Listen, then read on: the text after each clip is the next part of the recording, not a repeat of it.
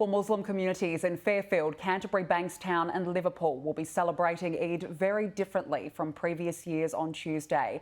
Unlike most years where the occasion is celebrated with large family gatherings, over 250,000 Muslims in the Greater Sydney regions will be confined to their own homes. Joining me now live is Lakemba Labor MP Jihad.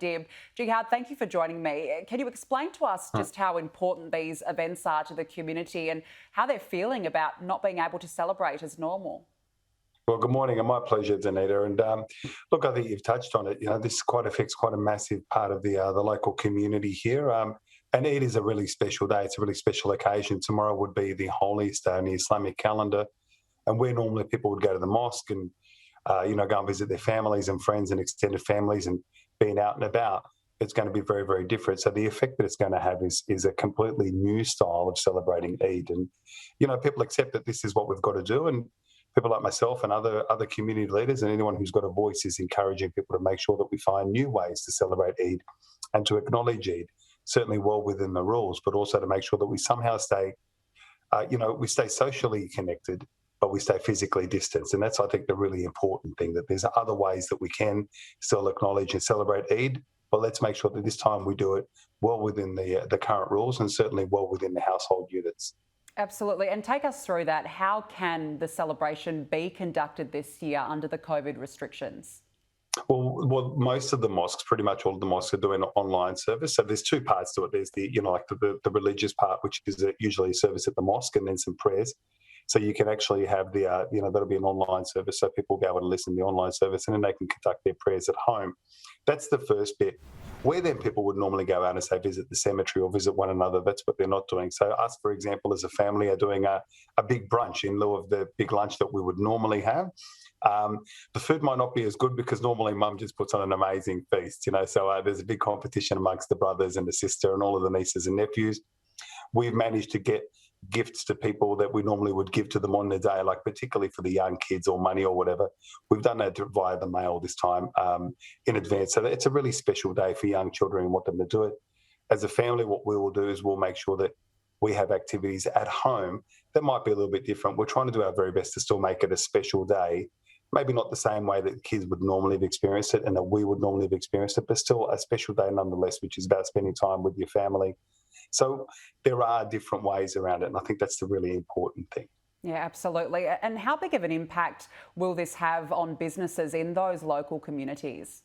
It's got a huge impact, and this is probably something that people don't talk about often enough, but usually, we have two Eids a year, one at the end of Ramadan and this one which signifies the Eid of sacrifice way back from the times of Abraham.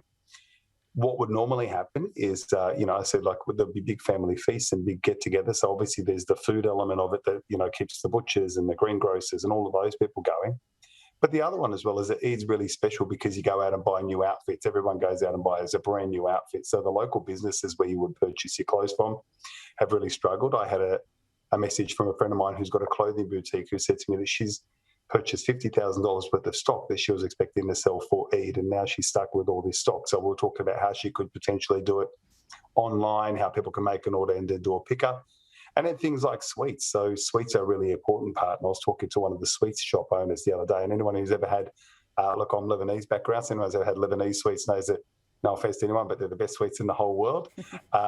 You would normally go out and buy sweets and have those for when people come over. So they're really struggling. They're trying to find a way out, but economically it has a huge impact because people do spend an incredible amount of money in the preparation for Eid, and then of course during the day. And then that's notwithstanding, one of the customs is to give children money, and of course the kids end up spending that money as well. So this time, what we've tried to do, because rather than sort of put money electronically transfer, which you can, we've decided to do gifts for our nieces and nephews, which will do it. But certainly, these businesses that are mostly affected are small family businesses who, for a couple of times a year, that's when they really go out and do their the most business that they can.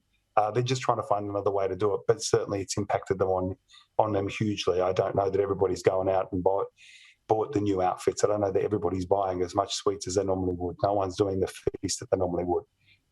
That's that. And then let's not forget the number of people who have been affected within the greater southwestern Sydney area who basically work in trades at the moment and jobs where they can't do any work. So, I think people have got major concerns about money, and rightfully so. Yeah, absolutely. Well, a very different Eid this year. Jihad Dib, thank you for joining me this morning. Thank you, Danuta. And to anyone who's watching, who's celebrating, I wish you an Eid Mubarak. Thanks for having us. And look, together we will get through this. This is part of the sacrifices for the greater good. We've got to do everything that we can to ensure that the greater good always wins out. And, if that means that we sacrifice a little bit of time with our families and do something that's a bit different to make sure that everybody else stays safe, then that's a responsibility that every single one of us has. So we've all got a role to play here. Absolutely. A terrific message, Jihad Dib. Thank you.